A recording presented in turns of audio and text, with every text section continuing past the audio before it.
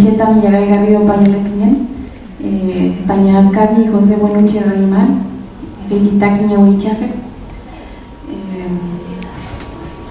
Yo soy Millaray Garrido, soy la compañera de José Buenuche, es un huichafe reconocido por todos ya. Él está en huelga de hambre en Victoria, lleva 78 días en huelga de hambre. Están en un estado un poco crítico, dicen los médicos de nosotros, dicen los médicos del hospital y lo dicen los médicos de Gendarmería. Para seguir el orden, les voy a contar primeramente de dónde viene este conflicto. Nosotros somos de la zona, bueno, yo soy de acá de Temuco, mi compañero es de Lumaco, Huichical es de Icalma, Menares no, Yaitule es de Osorno, y Ramón Yanquileo es de la zona de Choque, donde se estaba llevando un proceso de recuperación, en donde se estaba peleando un fondo al INICO, que son como 560 hectáreas.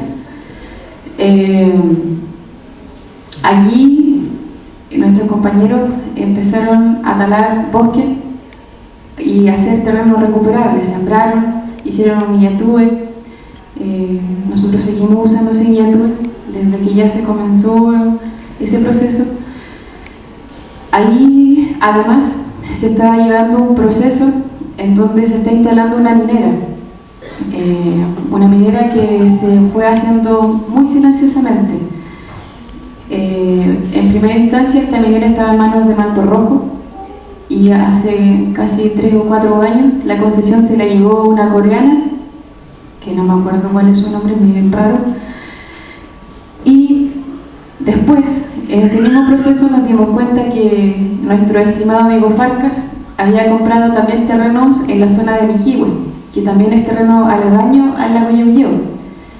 Y también estratégicamente este hombre compró terrenos en la zona de Huentelolén, que tiene salida al mar.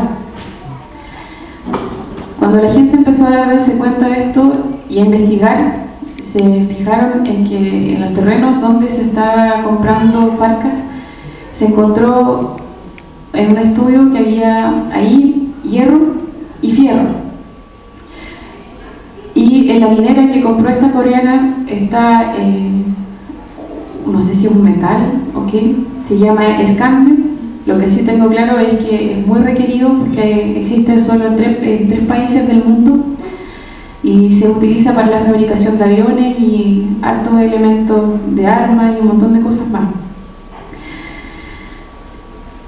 Como es obvio, nuestras comunidades empezaron a defenderse. Todas las comunidades que estaban al lago, a orillas del lago Yauyeo.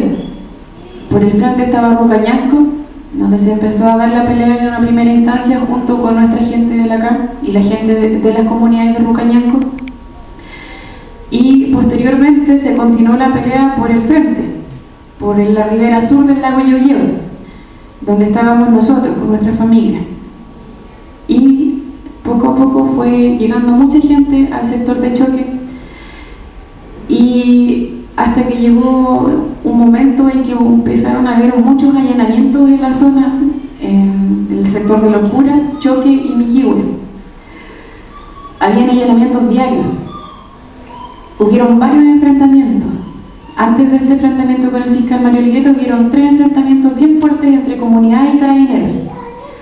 En uno de ellos yo me acuerdo que fue bien terrible, porque en la radio Biobío salía en directo lo que le contaba a las familias. Había mujeres, niños, viejitas, viejitos peleando con palos, piedras y con lo que pillaran en contra de los carabineros. Obviamente los carabineros no tiraban ni palos ni piedras. Entonces, frente a esto, la gente empezó a defenderse con más garra. Y uno de esos días fue el día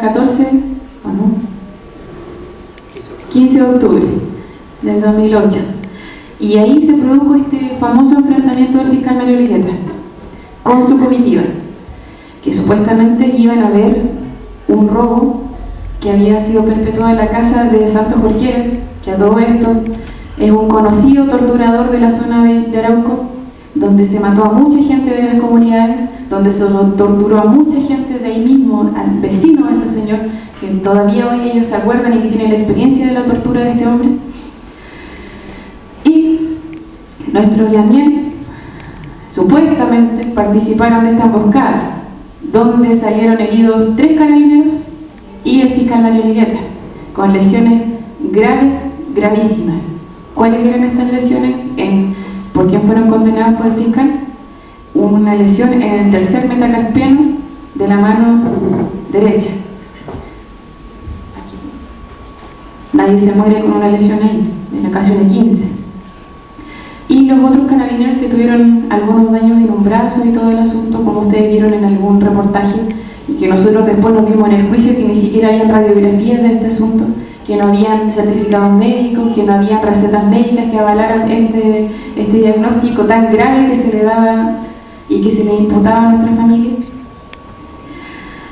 Y posteriormente a este atentado, que nosotros llamamos enfrentamiento, siguieron allanamientos en las comunidades, siguieron habiendo mucha más persecución a las familias, allanaban casas porque sí, y les abrían las mochilas a los niños en el camino, los iban a sacar de las clases, hasta que llegó el día de la detención de nuestra familia.